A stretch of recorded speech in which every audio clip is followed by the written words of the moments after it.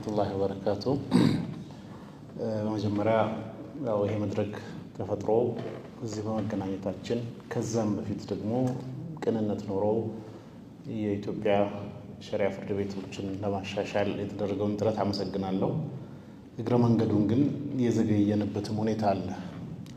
ሰኔ 26 ቀን 2010 የኢትዮጵያ ሙስሊሞች መፍትሄ አፈላላጊ ኮሚቴ ከጠቅላይ ሚኒስትሩ ጋር የኢትዮጵያ ሙስሊሞችን ችግር ስናወራ አንዱ አንስተን የነበረው የኢትዮጵያ ሸሪዓ ፍርድ ቤቶችን ጉዳይ ነው። ያን ጊዜ አስታውሳለሁ ኡስታዝ ካሚል ሸምሱ እዚህ ካለ ሌሎቻችሁም አጥኑና ልክ የመጅሊሱን ችግር ስናቀርብ አጥኑና አቅርቡ በሚል ነው የተወሰደው።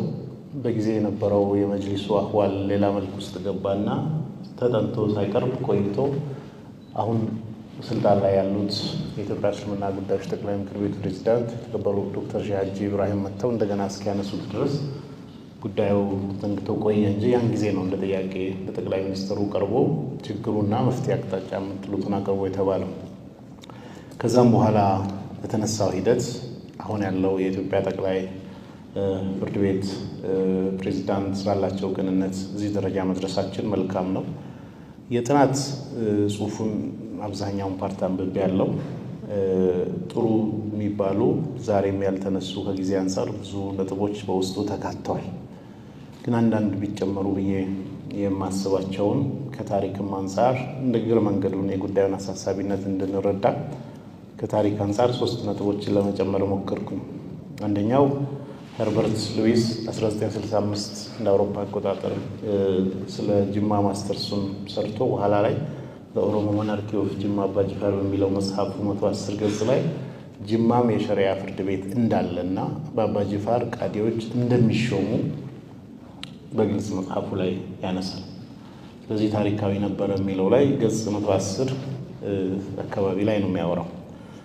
ሁለተኛ 1967 ላይ ቢላል መጽሔት ላይ ሀጂ በሽር ዳውድ አላህ ይርሐማቸው ያን ጊዜ የሸሪዓ ፍርድ ቤት ፕሬዝዳንት ነበሩና የጠቀሱትን አንድ ነጥብ ማስታወስ ፈለኩኝ።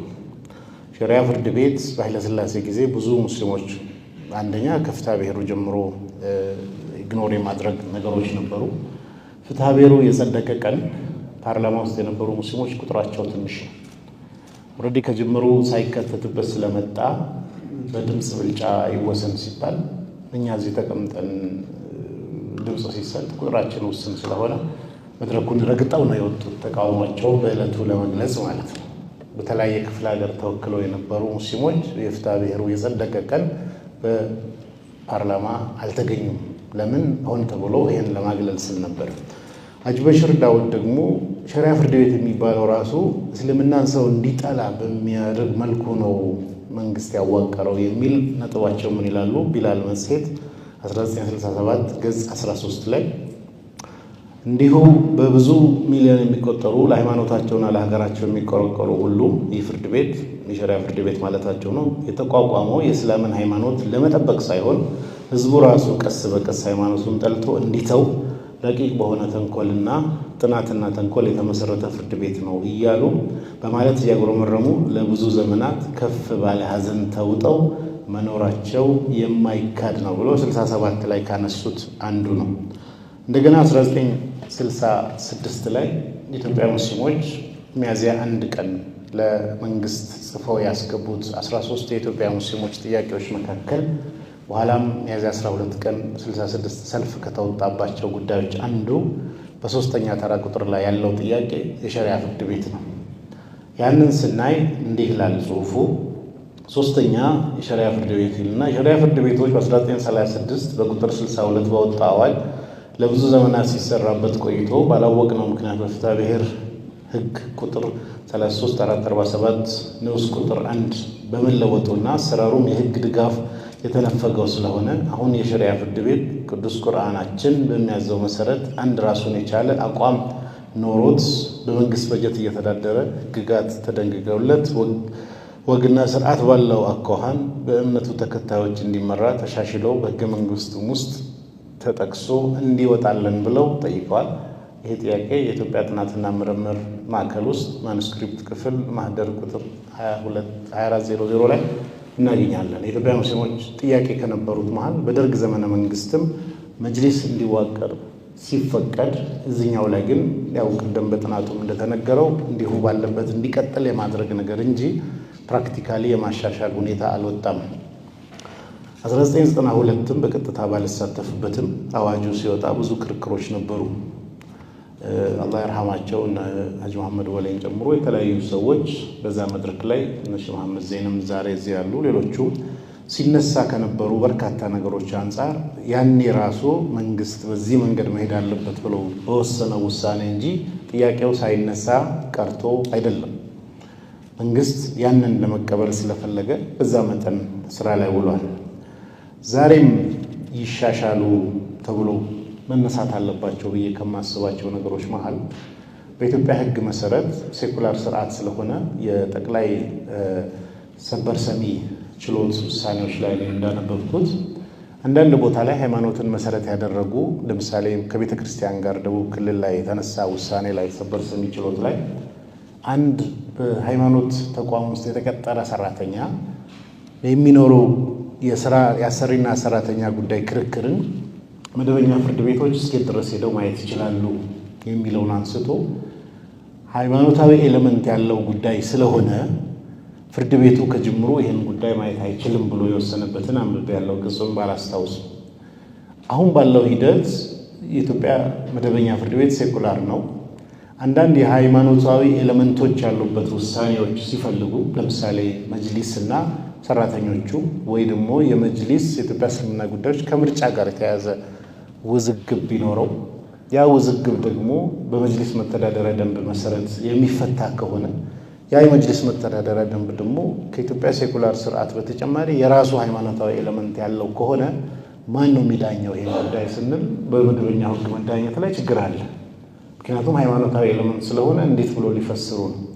ስለዚህ ለምንድን ነው የሸሪዓ ፍርድ ቤት አንዱ ስልጣን ውስጥ ይህን ጉዳይ የማየት ሴኩላሮች የማያዩበትን አንዳንድ ጉዳዮችን የማየት ስልጣን ሊሰጠው ይገባል የሚል ሀሳብ አለ። ሁለተኛ ቅድም ሲጠቀስም እንደነበረው የሸሪዓ ፍርድ ቤት በዝቅተኛ ሁኔታ አሳንሶ የመመልከት ሁኔታ ከአዋጁም ካካሄዱም እንዳለ ሆኖ በተግባር ደረጃ እንዴት ነው ሙስሊሞችን የኢትዮጵያ መንግስት የሚያየው ከሚለው ነው የሚነሳው።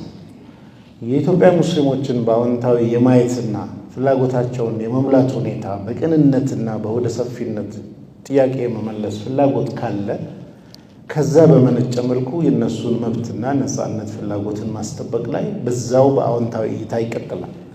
ያንን የመመለስ ደግሞ በዛ መልኩ አዎንታዊ ሂደቱ ከቀጠለ የነሱን ፍላጎት የሚመልሰው የሸሪዓ ፍርድ ቤትም ጉዳይ በዛ መልኩ አዎንታዊ ይታያል።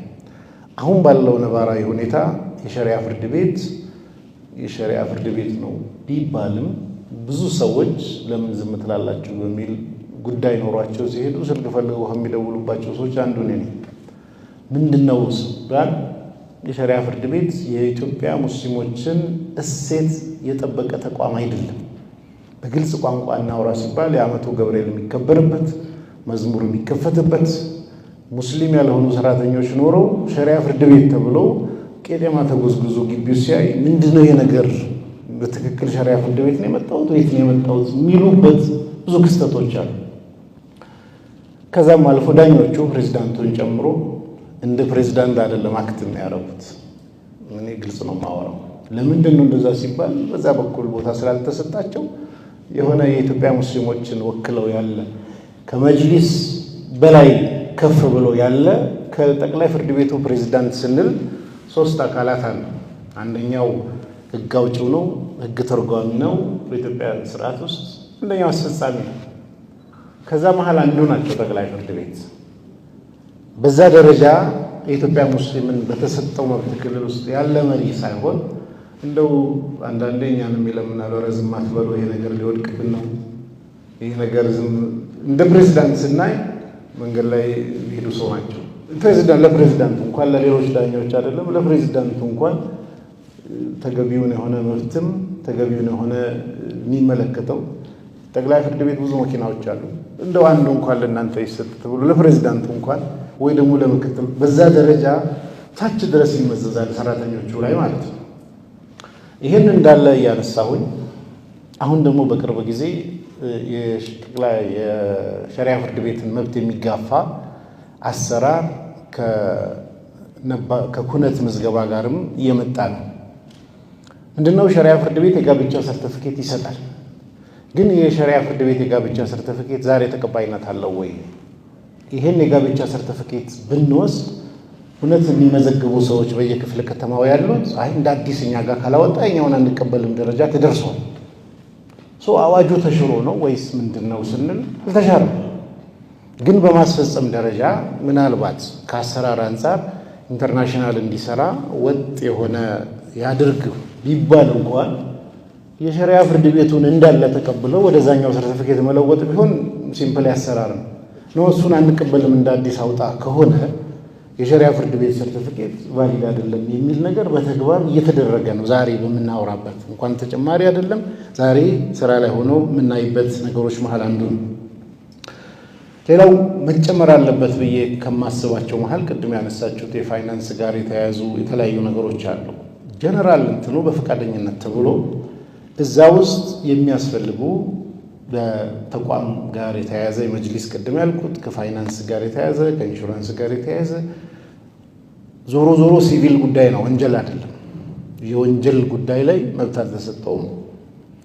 ወንጀል በተለመደው በዛኛው ባለው ማለት እዚህኛው ላይ ግን እስኬት ድረስ በኢትዮጵያ ሴኩላር ስርዓት ውስጥ መሄድ ይችላል የሚለው ቢታይ፣ ሌላው ደግሞ ጠቅላይ ፍርድ ቤት ስር መሆን አለበት ወይ? ምንድነው ይሄ አስገድደውን እዚህ ኮርነር ውስጥ ገብተን እየታገልን ያለ ነው?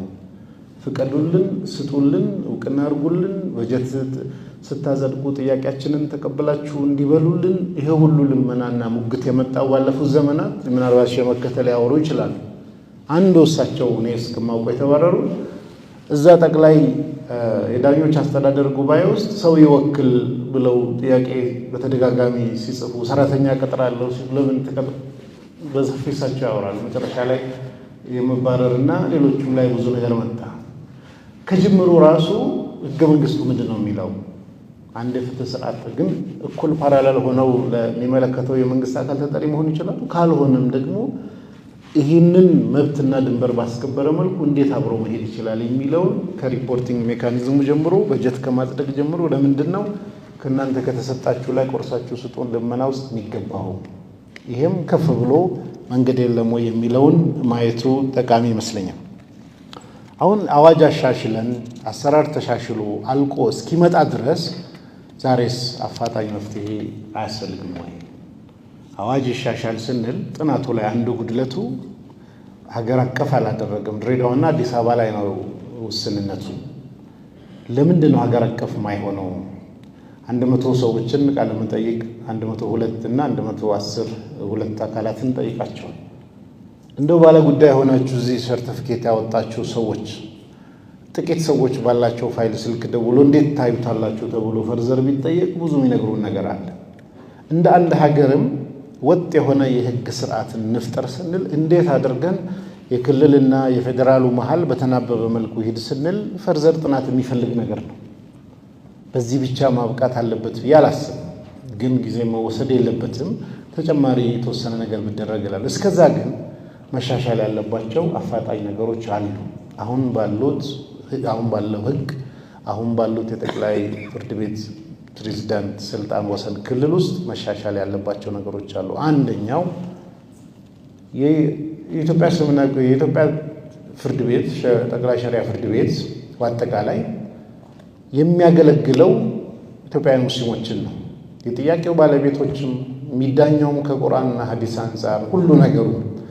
አንዳንድ ጊዜ ዳኞቹ ሲጠፉ ከዚህ በፊት የጽህፈት ቤት ድጋፍ ሊሰጡ የመጡ ክርስቲያን ሰራተኞች በቃ ዳኛው እንዲህ ነው የሚሰራ ብሎ የወሰኗቸው ውሳኔዎች አሉ። ይህን በደንብ ብንጠይቅ ልናወራ እንችላለን። ቤቱም ውስጥ ያሉ ሙስሊም ያልሆኑ ሰዎች የሚያደርጓቸው ሃይማኖታዊ መገለጫቸው ማንነታቸውን ለማንጸባረቅ የሚያደርጓቸው ነገሮች ለራሱ ሸሪያ ፍርድ ቤት የቆመበት ዓላማና መሰረቱ ላይ ጥያቄና ጥላ ጠልተዋል። ከዚህ የተነሳ ሌላ ሰው መቅጠር ቢቸግር እንኳን በመደበኛ ፍርድ ቤት ውስጥና የተለያየ እዛው ሲቪል ሰርቪስ ውስጥ ያሉ ሰዎችን አምጥቶ የማህበረሰቡን እሴት የሚመስሉ ሰዎችን መጨመር ዛሬ ቴምፖራሪ ይቻላል።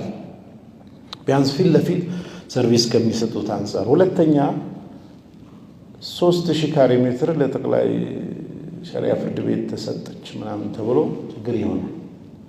ጠቅላይ ፍርድ ቤቱ ተክለ ሃይማኖት አካባቢ ትልቅ መሬት ወስዶ ያው ስሙንም ለጥፎ ዲዛይን አስቀምጦ ተቀምጧል። እዛ ውስጥ ቦታ አለው ወይ? ምክንያቱም የጋራ ነው እስካልን ድረስ እዛ ውስጥ ምን ድርሻ ሊሰጠኝ ነው? አዲስ ከሚሰራው ህንፃ አዲስ ከምናምኑ አንድ እዛ ጋር። ሁለተኛ የመጅሊስ ስራ ነው ወይ? ይህንን ለምኖ ፈልጎ ማምጣት መጅሊስ በራሳቸው ሄዱት እኮ እዛ ጋር ትኩረት ስላልተሰጠ ቦታ ስላልተሰጠን የቦታ ጉዳይ ብቻ ሳይሆን እንዴት ይገንባ የሚለውም የማን ነው? ሌላው ከገቢ ጋር ተያይዞ ጠቅላይ ሸሪዓ ፍርድ ቤት አንዱ የሚሰራው ወቅፍ መመዝገብ ነው። ግን ለምንድን ነው የራሱ ወቅፍ እንዲኖረው ማይፈቀድለት? በቃ ራሱን በተጨማሪ ለመስጊድም ለምንም ወቅፍ ሰው እየሰጠ የመመዝገቡን ስራ ብቻ ሳይሆን በተጨማሪ በተለያየ መንገድ ለራሱ የሚሰጠው አካል ካገኘ ራሱን ኢንካም አሳድጎ ብዙ መስራት ያለባቸው ስራዎች አሉ፣ ከመንግስት በጀት በተጨማሪ ማለት ነው። ሌላው ከዚህ በፊት ሲሰራ የነበረ የዛሬ 15 ዓመት አካባቢ እና ሼህ ኢልያስ ሬድማን ጊዜ የመጣ አንድ ነገር አለ። መጅሊስ አንድ ዛሬ ህጋዊ ተቋም አግኝቷል። ሸሪዓ ፍርድ ቤት ደግሞ ቀደም ብሎ በአዋጅ ተቋቁሞ 80 ምናምን ዓመት እየኖረ ነው። ሸሪዓ ፍርድ ቤት የወሰናቸው ውሳኔዎችን መጅሊስ ካላጸደቀ ብለው የሆነ ነገር አመጡ። ከዛ አንዱ መጅሊስ ገቢ እንዲያገኝ ተብሎ ነው 200 የጋብቻ ሰርተፊኬት ውጭ ጉዳይ ሚኒስቴር መሄድ ከተፈለገ መጅሊስ ማህተም ካልመታ አይቻልም ማለት።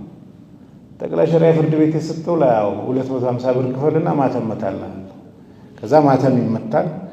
ውጭ ጉዳይ ሚኒስቴር ሰርቲፋይ ለማድረግ ከሄድ የጠቅላይ ሸሪዓ ፍርድ ቤትን ሳይሆን የመጅሊስን ማህተም ነው የሚያይ ነበር። መጅሊስ ከመጣ ነው ይመታልሃለሁ፣ እሱ ካልመጣ በዛን ሰዓት መጅሊስ ጭራሽ ህጋዊ ሰውነት የለውም፣ ኤንጂኦ ነበረ። ግን አሁን የዳኝነት ስርዓት ውስጥ ውሳኔን ማጽደቅ ጋር የተያያዘ መጅሊስን መግባት የለበት። ያ ነገር እንዲጠናከርና አቅም ኖሮት እንዲሆን ማቋቋም ላይ የመጅሊስ ሚና አሁን ከተሰጠው ተጨምሮ የሚሰጠውም ካለ ለማጠናከር ማገዙ እንዳለ ሆኖ እዛ ውስጥም ገብተን እንትን ማድረግ የለብንም ነው። ሁለተኛ ዳኞችን የማብቃት ጉዳይ አሁን አንዱ የኢትዮጵያ ችግር የሆነው በሙሉ ሀገሪቱ ውስጥ እስላሚክ ባንኮች እየተከፈቱ ነው። ሸሪዓ ፍርድ ቤት ለዘመናት 80 ምናምን ዓመት ቆሟል። ግን ስለ ሸሪዓ የሚያጠና የሚያስተምር የሚያሰለጥን በኮርስ ደረጃ እንኳን የሚሰጥ ዩኒቨርሲቲ ኢትዮጵያ ውስጥ የለም። የት ነው የሚሰለጥኑት? አሁንም ከሱዳን ተመርቆ የመጣ ከግብጽ ተመርቆ የመጣ ልንል ነው። ለምንድን ነው የኢትዮጵያ ካሪኩለም ውስጥ አንዱ ጠቅላይ ፍርድ ቤት ይዞ የኢትዮጵያን ባህልና እሴት ወግና ማንነት የህብረተሰቡን ፍላጎት የሚያውቅ ዳኞች የሚፈሩበት መደበኛ ፍርድ ቤት አለው? የመንግስት ዩኒቨርሲቲ ሁሉ ይሄን ነው የሚሰራው። ግን ለምንድን ነው በትምህርት ስርዓታችን ውስጥ ለዚህ ዳኝነት ፍርድ ቤት የሚሆኑ ሰዎች የተወሰነ መደበኛውን ትምህርት ከተማሩ በኋላ አዲሽናል ነገር ጨምረው ስፔሻላይዝ አድርገው ከዛው ከመንግስት ተቋም ወጥተው ለምሳሌ አንድ ሰው 2 ዓመቱን በመደበኛ ፍርድ ቤት የተወሰነ የሚሰራቸውን ተምሮ ስፔሻላይዝ ወደ ሸሪዓ ፍርድ ቤት እንዲያደርግ የተወሰነ ትምህርቶች ተጨምሮ ቢመጣ እንደገና ስርዓቱ ራሱ ስታንዳርዳይዝ ተደርጎ የሚመራበት አገር አቀፍ የሆነ ወጥ የሸሪዓ ፍርድ ቤትን አስተዳደርም ብቻ ሳይሆን ውሳኔ አሰጣጥ የሥነ ስርዓት ህጉ ምናምኑ ጉዳዮቹም ጨምሮ ቢወጣ አንድ ዳኛ እዚህ ጋር የሚጠቅሰው ምንድነው? መደበኛ ስንል ህገ መንግስት ይጠቅሳል፣ የወንጀለኛ መቅጫ ሥነ ስርዓት ህጉን 96 ይላል፣ ወይ ደግሞ ፍትሐ ብሔር 50 ምናምን ይላል። የሆነ ነገር የመጅሊሱ የቱን ነው የሚጠቅሰው ስንል ደስ ያለው ነው ዳኛው። አንዴ በሻፊ ይልና የሆነ ቦታ የሆነ ኪታብ ላይ እንዳለው ይላል። በምን ወጥ አይደለም። ወጥ እንዲሆን ከዑለማ ምክር ቤት ጋር ከመጅሊስ ጋር ተባብረው የሸሪዓ ፍርድ ቤት የሚመራበትን ኮድ ራሱ ማዘጋጀት ያስፈልጋል። ይህን ለማዘጋጀት ደግሞ በመንግስት በኩል ቅንነቱ፣ በአዋጁ በኩል ይህን ግምት ውስጥ የሚሰጥ እንደዚህ አይነት ነገር ሲኖር ወጥ የሆነ ነገር ይሆናልና ያም መያዝ አለበት እላለሁ። አመሰግናለሁ።